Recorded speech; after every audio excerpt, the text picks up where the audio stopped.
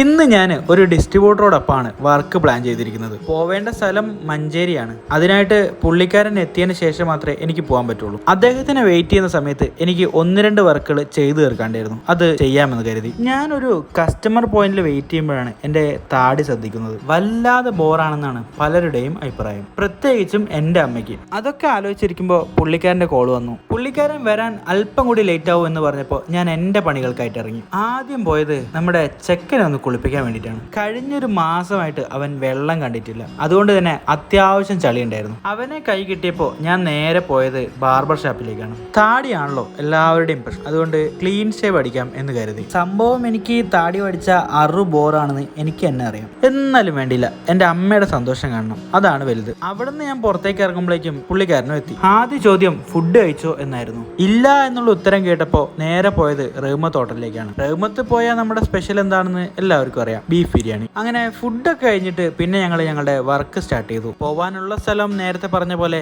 മഞ്ചേരിയാണ്. മഞ്ചേരിയിലെ work കഴിഞ്ഞപ്പോൾ ഞങ്ങൾ നേരെ പോയത് മലപ്പുറത്തേക്കാണ്. അതിനിടയിൽ 1-2 സ്ഥലത്തും കൂടി കയറാനുണ്ടായിരുന്നു. അതെല്ലാം കയറിയിട്ടാണ് മലപ്പുറത്ത് എത്തുന്നത്. മലപ്പുറത്ത് വർക്ക് കഴിയുമ്പോൾ രാത്രിയായിരുന്നു സമയം. തിരിച്ചു വരും വഴി കോഫി കുടിക്കാൻ വേണ്ടി ചെറിയൊരു സ്ഥലത്ത് നിർത്തി. കോഫി ഒക്കെ കഴിഞ്ഞിട്ട് ഞങ്ങൾ നേരെ കോഴിക്കോട് എത്തുമ്പോൾ ഏതാണ്ട് 7 മണിയോടെ അടുത്തിരുന്ന സമയം. പുള്ളിക്കാരനെ പറഞ്ഞു വിട്ടിട്ട് ഞാൻ നേരെ വീട്ടിലേക്ക് പോന്നു. വീട്ടിലെത്തിയിട്ട് എനിക്കൊരു സർപ്രൈസ് പൊട്ടിക്കാനുണ്ട്. അതിനാണ് ഈ പോക്ക്. ആദ്യം കണ്ടപ്പോൾ അമ്മയ്ക്ക് ഒന്നും മനസ്സിലായില്ല. പിന്നീടാണ് ആ മുഖഭാവം മാറിയത്. പുള്ളിക്കാരിക്ക് താടി വെക്കുന്നത് ഒട്ടും ഇഷ്ടമല്ല. അതുകൊണ്ട് തന്നെ ഈ കോലത്തിൽ എന്നെ കണ്ടപ്പോൾ വല്ലാതെ സന്തോഷമായി. ഇനിയുള്ള വിശേഷങ്ങളൊക്കെ നമുക്ക് നാളെ പറയാം. ഞാൻ ഇന്ന് എൻ്റെ വർക്ക് തീർത്തിട്ട് കിടന്നുറങ്ങാൻ നോക്കട്ടെ.